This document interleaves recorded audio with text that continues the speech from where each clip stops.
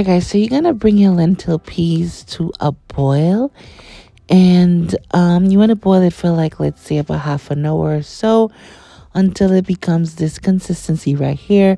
You want your peas to burst like so.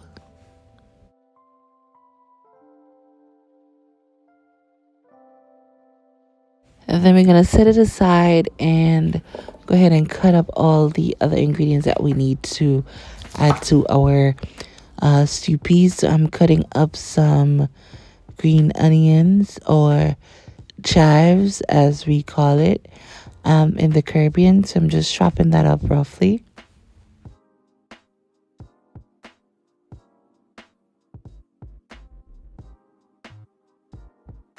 Then I'm gonna finely mince half of an onion. Just chop that up nice and small.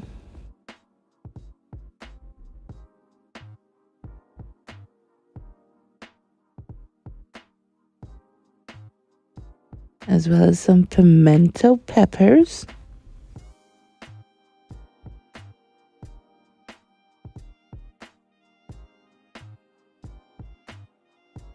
Then I'm gonna dice up some pumpkins in fairly small pieces. And then, you guys, let's get started on really doing the do.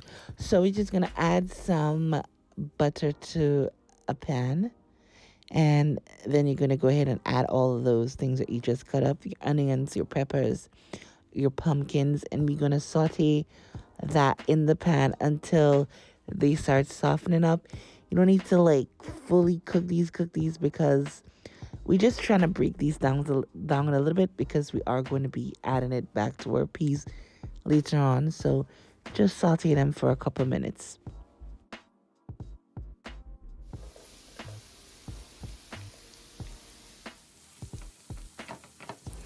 So it's been about almost 10 minutes and the pumpkin has really started to soften. So I'm going to take it off the stove for a minute and get started on our browning. So you want to add sugar to a pot. I'm using white sugar here. You could use brown sugar, whatever sugar you have on hand.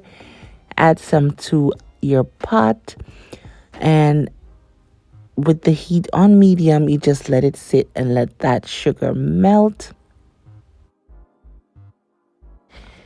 And when I realize that it start melting, I'm just going to go ahead and just keep stirring until it's fully melted and the sugar starts foaming up and doubling in size. That's what you want. And you don't want to get too brown, because then it becomes bitter. That's not what we want, right? So when it has completely doubled in size like that and foam up, you want to go ahead and add your peas that we pre-boiled before. Going to go ahead and add all that in there. Mix that in.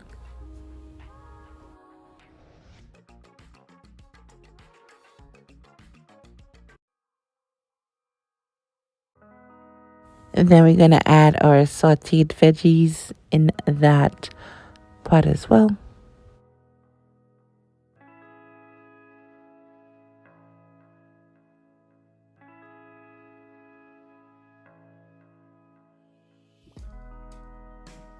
And then we're going to start even building the flavors more. And I'm just going to show you guys all that I used. I used chicken seasoning, paprika, cumin, which is very important for this, you guys. You need cumin in this. The cumin really does set it apart. Need cumin. So just add all your flavors and aromatics. Give it a stir.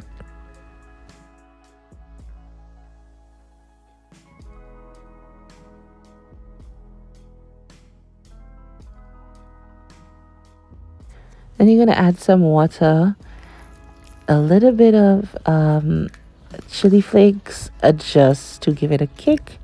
I'm also adding some garlic cloves, a little piece of ginger, and all this is really going to add depth and flavor to your stew peas.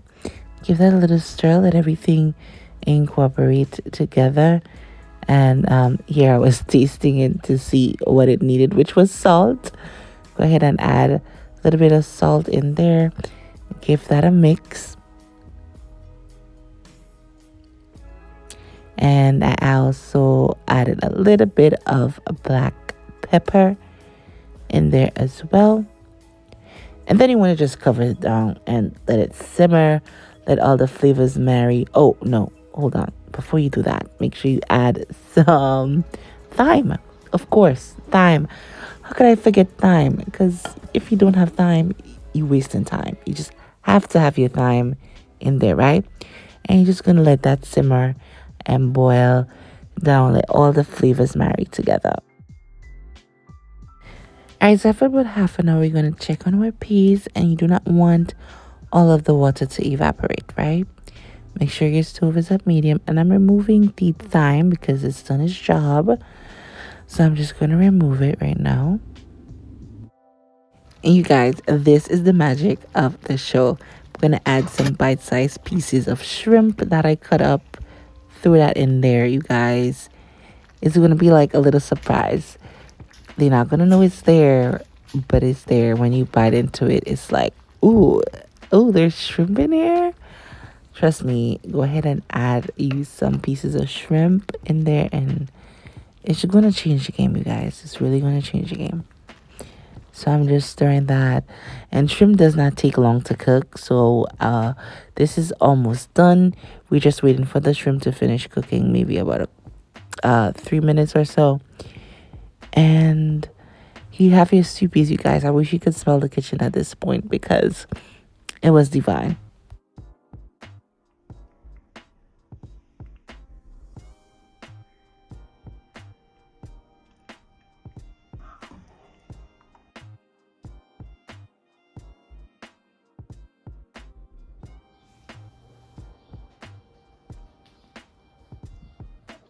Just look at this, you guys. I mean, this is a meal on its own, but you can have this with rice. It's really good with rice. You can have it by itself, as I said, but whatever you do, just make it. Just make it, you guys. As always, the ingredients and everything will be listed in the description bar. And I'll see you lovely people in my next video. Later.